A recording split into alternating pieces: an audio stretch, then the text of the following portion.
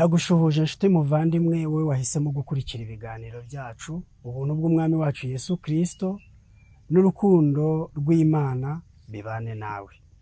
Nk'uko bisanzwe nitwa John Kayitare, benshi bazi ku izina rya Proficient Kayitare.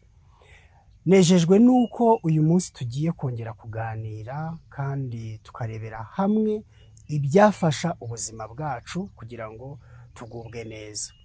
Muri iki gihe indwara zirushaho kugenda ziyongera kandi zikagenda zifata intera ku buryo no kuzivura birushaho kuruhanya.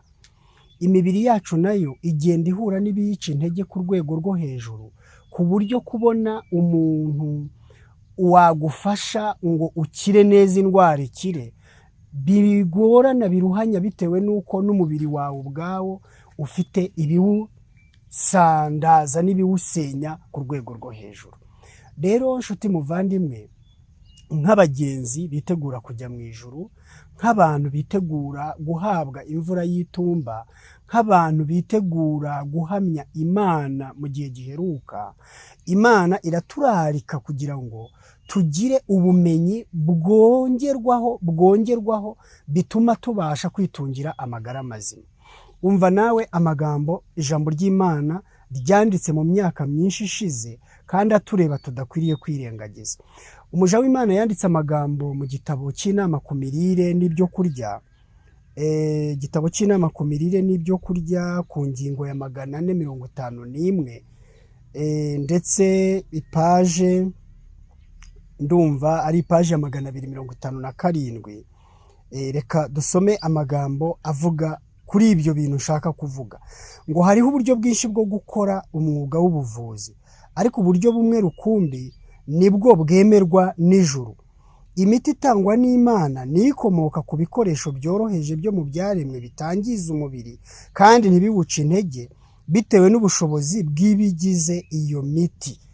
Ijambo ry'Imana riturarikira ko nubwo hariho ubuvuzi bw'uburyo bwinshi ndetse bw'amoko menshi, abahanga bakaba baragiye bavumbura ibintu bitangaje, ariko hariho uburyo bumwe gusa bwemerwa n'Imana. Ubwo buryo ngo ni ugukoresha iby'Imana yaremye kandi bikoreshejwe mu buryo bworoheje. Ibi nanone ntibivuze yuko umuntu adashobora gukoresha ubuvuzi runaka bugendanye n'ikibazo afite, mu gihe ubuvuzi bworoheje budashobora kugira icyo bumufasha. Urugero nabaha, umuntu ashobora gukora impanuka bikaba bisaba ko akorerwa surgery cyangwa se operation zitandukanye. Umuntu ashobora kuba agiye kubyara bigasaba ko abagwa, umuntu ashobora kuba afite ibibyimba byaranze gukira akaba ashobora kubagwa, umuntu ashobora guhabwa ubuvuzi bwo kubagwa mu mutwe n'ibindi bibazo, insimburangingo. Ibyo byose ntabwo Imana ibiciraho iteka, ariko ijambo ry'Imana riratubwiye ngo nubwo hariho ubuvuzi bwinshi abantu benshi bakora, ariko umwuga w'ubuvuzi Imana yemera ni ubuvuzi bukoresha ibyaremwe kandi nabyo bikoreshejwe mu buryo bworoheje. Kenshi buriya buvuzi bundi bwifashishwa bitewe n'uko n'ubundi hari amahame yirengagijwe mbere, umubiri ukageraho kuwusana mu buryo bworoheje bitagishoboka. Umva uko aya magambo akomeza avuga. Aravuga ngo umwuka mwiza, amazi, isuku, imirire iboneye, ubuzima butunganye no kwiringira Imana kutajegajega ni imiti ituma ibihumbi by'abantu bapfa igihe bayibuze. Nyamara abantu benshi babona ko iyi miti itakigezweho bitewe n'uko imikoreshereze yayo isaba akazi abantu batishimira. Umwuka mwiza, imyitozo ngororamubiri, amazi meza, isuku, icumbi ryiza kandi rifite isuku, byose bibasha kuboneka kandi bidahenze, mu gihe imiti iduhenda kubwo kuyitangaho ibiguzi ndetse n'ingaruka igira ku mibiri yacu. Urabona ko uburyo Imana yari irateganije umuntu ashobora kwivuzamo ni uburyo bworoheje budasaba amafaranga. Hano bavuze umwuka mwiza, nta kiguzi dushobora kuwutangira. Imana yawuduhereye ubuntu, turawuhumeka kandi ntabwo na rimwe ujya uhagarara. Amazi meza, Imana yaduhaye amazi. isuku biri mu bushobozi bwacu kugirira isuku aho turara, aho turira, aho dukorera, aho tugenda kugira ngo tugire ubuzima bwiza. Urabona ko ibintu byoroheje Imana yari yaratanze niyo yari imiti ishobora gutuma umuntu abaho nta ndwara ashobora guhura nazo. Imyitozo ngororamubiri, ikiruhuko, kwiringira Imana kutajegajega, ibi nta kiguzi nubwo ryaba ifaranga rimwe bisaba. Icyo bisaba ni ukwizera icyo Imana yavuze ukabishyira mu bikorwa wiyoroheje, wizeye, kandi Imana ikajya ibikoresha ikuvura. Ndaguhamiriza neza yuko uburyo bworoheje nk'ubu Imana yagiye ibukoresha ikavura abantu indwara zari zarananiranye mu myaka myinshi. Hari umugabo umwe w'inshuti yanjye twaganiriye arambwira ati jyewe ahantu twari dutuye mu myaka yashize nahoranaga indwara y'umutwe udakira. Abana bahorana ibicurane, bahoranaga inkorora, bahoranaga guhinda umuriro, za infection zidashira, umudamu yahoraga aribwa mu nda n'ibindi bitandukanye. Atariko tumaze kwimukira ahantu heza, hatari akajagari, hari umwuka mwiza, hari ikirere gitamuruye, mu by'ukuri twagize ubuzima buhinduka vuba na vuba ku buryo tumara imyaka myinshi tutazi kwa muganga uko hasa. Imana rero yari yaduhaye imiti nyakuri, kandi iyo miti twarayize mu byigisho byagiye bitambuka, tubona ko iyo uyikurikije neza Imana igukiza indwara kuko yarabisezeranye. Imirire myiza iboneye igizwe no kurira ku gihe, kurya neza, ndetse n'ibyo turya ubwabyo. Ibyo ni imiti nyakuri ishobora kukurinda indwara nyinshi kandi utavurirwa kwa muganga mu buryo bworoheje, ndetse nubwo wabivurwa bikakuvura ariko bigutwaye ikiguzi kinini. Nyamara nanone muvandimwe, inshuti yanjye, nubwo kuri urwo ruhande hari ubuvuzi Imana yaduhereye ubuntu, ari bwo umwuka mwiza, amazi meza, imirire iboneye, isuku, kwiringira Imana kutajegajega, ikiruhuko, imyitozo ngororamubiri, bituma ubuzima bwacu bwabwo bwibonamo ubudahangarwa bwo guhangana n'ibitero bitugabwaho by'indwara, kandi imibiri ikivura ubwayo. Hari igihe nanone biba ngombwa ko imiti ikoreshwa. Iyi indwara yakurenze, iyi ndwara yageze ku rwego rwo hejuru, hari igihe bisaba imiti. Jye rero hari ikintu nababwira. Imiti nubwo nayo ari myinshi kandi ikoreshwa, igurishwa mu mafarumasi no mu maduka acuruza imiti, nanone ku rwanjye ruhande nizera ko imiti ikomoka mu byaremwe ari imiti myiza cyane iramutse ikoreshejwe neza kandi mu buryo bw'ubumenyi. Iri jambo mubyiteho, mu buryo bw'ubumenyi. Ntabwo iyi miti y'ibyaremwe igomba gukoreshwa mu buryo bwo kwizera kwa gihumyi, cyangwa se igomba gukoreshwa mu buryo bwo kwigerezaho. Igomba gukoreshwa mu buryo bw'ubumenyi. Iyi miti nayo igira imbaraga cyane. Umva uko umuja w'Imana yavuze, kandi koko bikagaragara yuko ari n'inshingano yacu.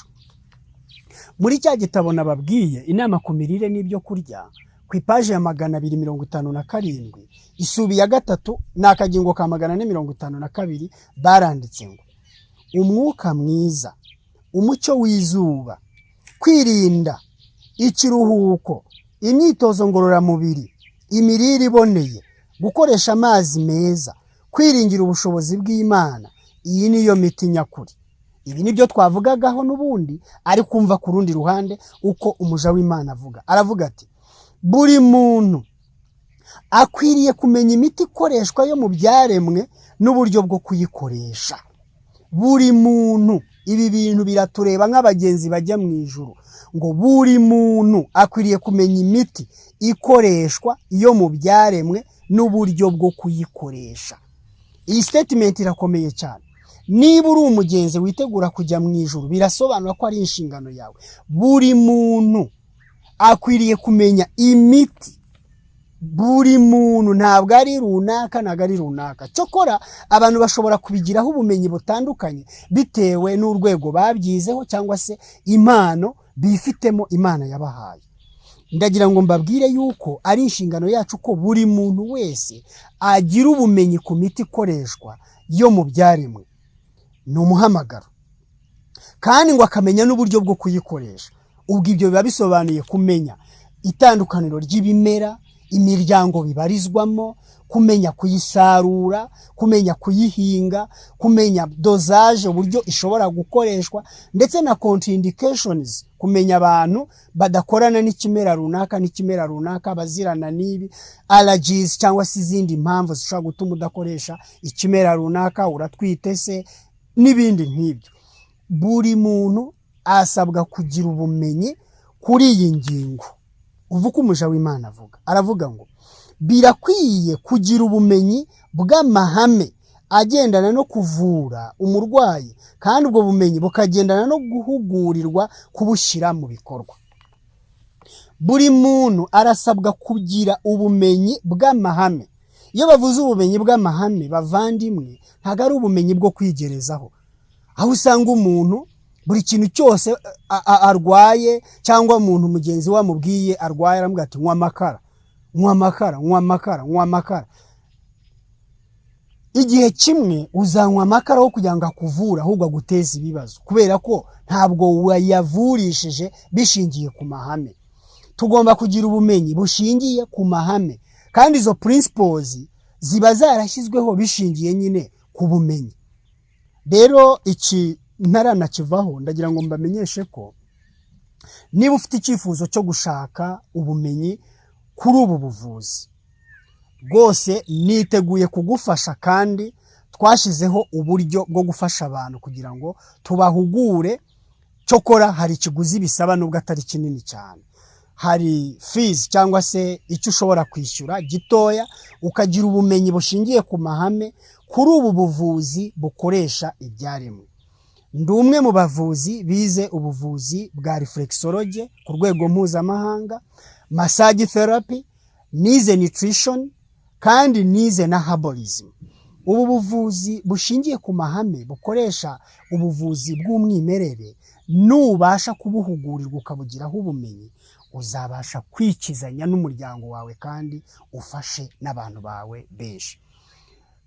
Aho nkorera dukora ubuvuzi butandukanye. Dukora fitness therapy, dukora reflexology therapy, dukora massage therapy, dukora hydrotherapy, dukora aromatherapy, dukora detoxification therapy, ndetse tukongeraho n'ubuvuzi twita lifestyle therapy.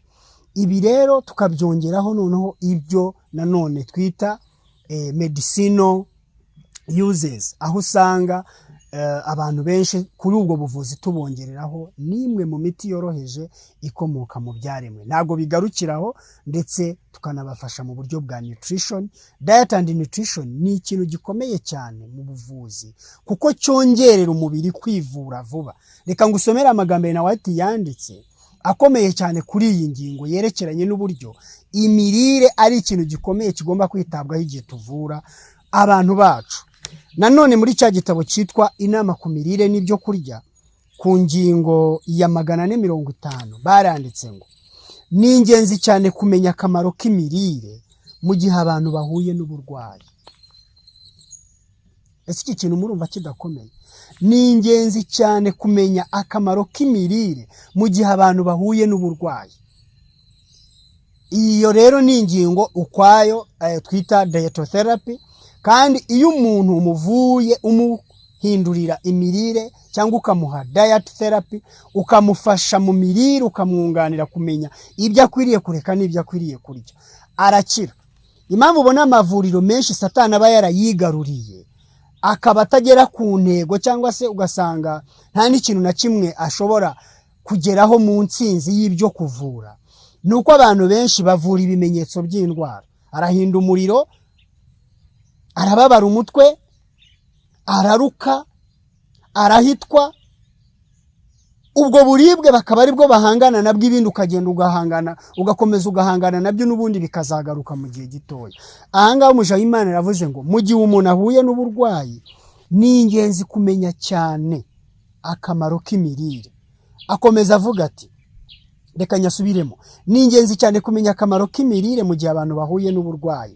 Abantu bose bakwiriye gusobanukirwa uko bagomba kwirwanaho. Rero bavandimwe kandi inshuti mu bihugu bitandukanye, haba muri Afurika, mu Burayi, muri Aziya, muri Amerika, Canada n'ahandi, muri Australia, aho waba uri hose udukurikira, menya neza yuko indwara ivurwa bishingiye ku cyayiteye. Igihe cyose uzaba utaramenya neza ibitera indwara ngo ubyirinde, igihe cyose uzaba utaramenya kumenya ngo ibi bintu bigira uruhare mu gutuma ntakira ngo ubyirinde, uzagenda ukoresha imiti, uhindurirwa imiti, ahubwo bisoze wishwe n'imiti. Imiti irica. Abantu benshi bapfa bazize imiti bavurishwa. Abantu benshi ndababwiza ukuri ngo bicwa n'imiti aho kwicwa n'indwara. Abantu benshi bahura n'indwara aho kugira ngo bakosore amakosa yateye indwara, aho kugira ngo bakosore ibyateye indwara, aho kugira ngo bahindure discipline. Umva, bo bakihata imiti, maze umuntu akarya imiti nk'ibyo kurya. Ugasanga afite igipfunyika hano, afite igikombe hariya, afite uruboho hariya, arafata kuri uyu, akuzuza urushyi, akarya, agashyira hariya akongera akarya, agashyira hariya akongera akarya. Imiti myinshi widuda yiragenda ikageraho ikarema izindi ndwara, za ndwara akaba arizo zikwica aho kugira ngo wicwe n'indwara wavuraga. Ariko nimwumve nk'amagambo Imana iba yaravuze, iravuze ngo ni ingenzi kumenya akamaro k'imirire igihe utewe n'uburwayi.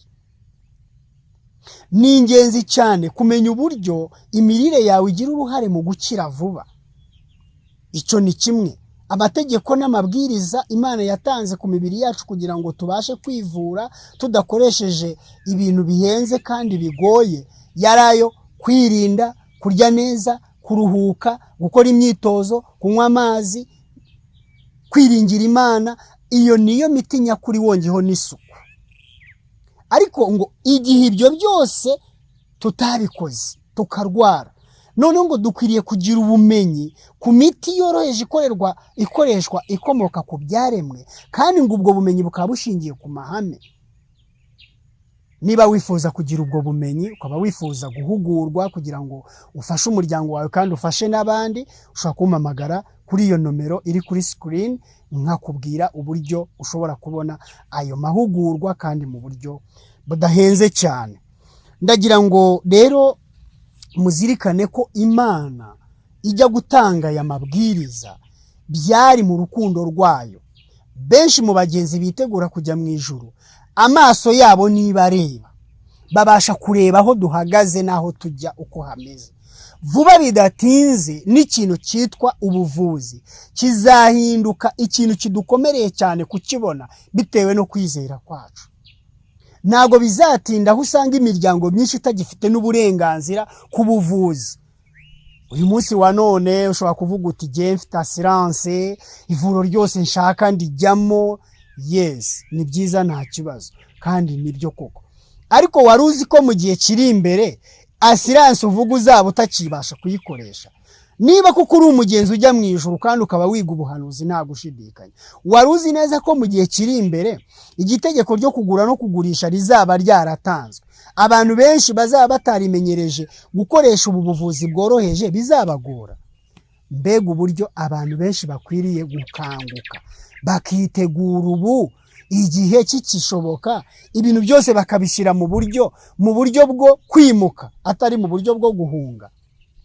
Ngenda mbwira abantu, niba mushaka gukora country living, nimuyikore mu buryo bwo kwimuka, atari uburyo bwo guhunga. Kuko guhunga ntabwo ari country living, ni uguhunga nyine. Rero nibijyanye n'ubuvuzi, niba ushaka kuhindura ubuzima bwawe ngo buhoro buhoro umubiri wawe umenyereze kuvurishwa ibintu by'umwimerere, nabwo uzabikora mu buryo bwo kwimuka ku kintu kimwe ujya ku kindi. Ntabwo uzabikora mu buryo bwo guhunga. Reka ngusomere amagambo Imana yavuze, kandi ayo magambo ni ukuri. Ntabwo njya nshidikanya ijambo ry'Imana, ko ikintu Imana yavuze kiba ari ukuri. Nizera ko mu byaremwe harimo imbaraga ikiza. Nizera ko mu byaremwe harimo imbaraga ikiza kuko Imana yabivuze. Umva ukuntu yabivuze. kuva igice cya 15 umurongo wa 26 haravuga ngo, arababwira ati nugira umwete wo kumvira Uwiteka Imana yawe, ugakora ibitunganye mu maso yayo, ukumvira amategeko yayo, ukitondera ibyo yategetse byose, nta ndwara nzaguteza muzo nateje abanyegiputa, kuko ari jye Uwiteka ugukiza indwara. Ntabwo Imana yigeze iteza abanyegiputa indwara, ahubwo abanyegiputa kwica amategeko y'Imana byabakururiye umuvumo ubuhishe mu kwica amategeko yayo. Nk'uko mu kumvira amategeko y'Imana hahishemo umugisha wo kugira ubuzima bwiza. Imana iravuze ngo nugira umwete wo kumvira ayo mategeko, nta ndwara nzaguteza. Ibi tubyizere ko ari ukuri, kandi mpamya neza yuko hari abantu bagerageje aya masezerano bakabibona. Aho umuze n'indwara byari byarabasabitse byagiye bishira bitewe no kumvira amategeko y'Imana. Niba ukeneye kugira ibindi usobanuza cyangwa se ubaza kuri iyi ngingo, duhamagare kuri izo nomero ziri kuri screen, cyangwa se twandikire kuri WhatsApp ukoresheje izo nomero. Uwiteka yiteguye ko dufatanyije dushobora kunganirana, kandi imiryango yacu igategurirwa koko guhangana n'ibihe bishishana bidutegereje, kandi ku iherezo tukazahagarara ku nyanja y'ibirahure tunesheje. Uwiteka gufashe wowe urwaye kandi wowe ubabazwa n'umubiri, wowe umerewe nabi, ndagusabiye kugira ngo Uwiteka agukize. Ndasabira cyane umuntu wese ubuzwa amahwemo, ubuzwa amahoro no kuba mu mubiri we ataguwe neza. Uwiteka agukize, aguhindurire amateka, kandi niba hari amategeko y'Imana wishe, uyakosore, wihane, usabe Imana imbabazi, utangire uhindure buhoro buhoro ubuzima bwawe, kandi usabe Imana ubufasha n'ubwenge kugira ngo ubikore nanone mu buryo bukwiriye. Kuko abantu benshi bakosora amakosa amwe, ahubwo bakarushaho noneho gukora andi arenza ayo bakoraga. Ibyo nabyo bigateza akaga. Imana ikugirire neza mu izina rya Yesu.